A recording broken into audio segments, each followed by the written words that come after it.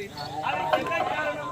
என் மனதில் சந்தேகம் இருக்கிறது. பார்வதா, மண்ணிலே தோன்றி மண்ணிலே வாழ்ந்து மண்ணிலே வரவேற்கக்கூடிய பாவரை பெண்களாக இருந்தாலும் இந்த பரம இருக்கக்கூடிய உமா பார்வதா நீயாக இருந்தாலும் சரி, பெண்ணாக பிறந்து விட்டால் மனதிலே கடுகளுக்கு சந்தேகம் தோன்றக்கூடாது.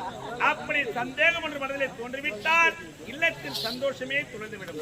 பார்வதா, உன் மனதில் ஏற்பட்ட சந்தேகத்தை என்னிடத்தில் கூறினால் அதற்கான விடையை பரமன் நான் அளிக்கிறேன். என்ன சந்தேகம்?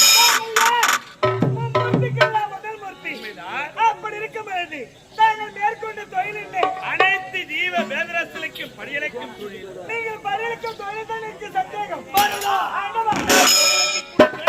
சந்தேகமா? நீ ஒரு வார்த்தை எனக்கு ஒன்றுமே விளங்கவில்லையே. இன்று தினம் அனைத்து ஜீவராசிகளுக்கும் பாமர மக்களுக்கும் சரிவர பரிந்து விட்டிருக்கலாம். அறுபதா, நீ கேட்கும் கேள்வி விசித்திரமான கேள்வி. அனைத்து ஜீவ வேதனத்திற்கு பணியாளர் பிறகுதான் உன்னை சந்திக்கும் உரைக்காக உன்னை தேடி நாடி வெகு விரிவாக நான் விரைந்து ஓடி வந்தேன். இன்று தினம் தாங்கள் ஒரு ஜீவனுக்கு பணியாளர்கள் என்று நான் கூறுகிறேன். கடலுக்கு தேர முதல் கருவிலே வளரக்கூடிய சிசுவரை அனைத்து ஜீவ வேதனத்திற்கு பணியாளர் பரமனாகும். ஒரு பேர் இருக்கிறது. அந்த தங்க பேருக்குள் ஒரு ஜீவனை அழைத்து வைத்திருக்கிறேன். அதற்குள் இருக்கிறவனுக்கு இன்று தினம் பணியாளர்கள் என்று நான் உறுதியாக கூறுகிறேன். அறுபதா, விதியை வெல்ல பின்னவரால் முடியாது என்று உரைப்பார்கள்.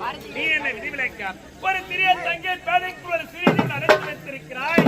இந்த ஜீவனுக்கு நான் பணியாளர்களா அடைக்கவில்லையா என்பதுதான் மனதில் ஏற்பட்ட சந்தேகம். அந்த தங்கை பேதை திறந்து பார், நான் பணியாளர்களா அழைக்கவில்லை என்று நீ ஏன் சொல்கிறாய்?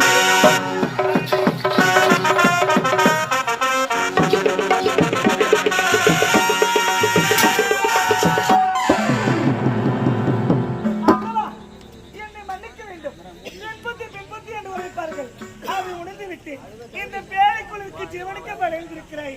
என்ன மகிமை இறைவா, என்னை மன்னிக்க வேண்டும் ஆண்டவா. பார்வதா, சோதனை செய்வது சோதனைக்குள்ளாக்குவது இந்த பரமனைக்கு கைவந்த கிளை. அப்படி இருக்கும் பொழுது இந்த பரமனையே சோதனை செய்து பார்க்க வேண்டும் என்று மனதில் எண்ணிவிட்டாய். இப்பதான் பெண்ணுக்குள் இந்த உலகம் அனைத்துமே சிவமயம், ஆணைக்கு பெண் அறிவு என்பதை நீ உணர வேண்டும்.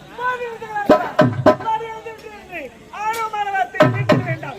யாரிடத்தில் பேசுகிறோம் என்று பேசுகிறாயா?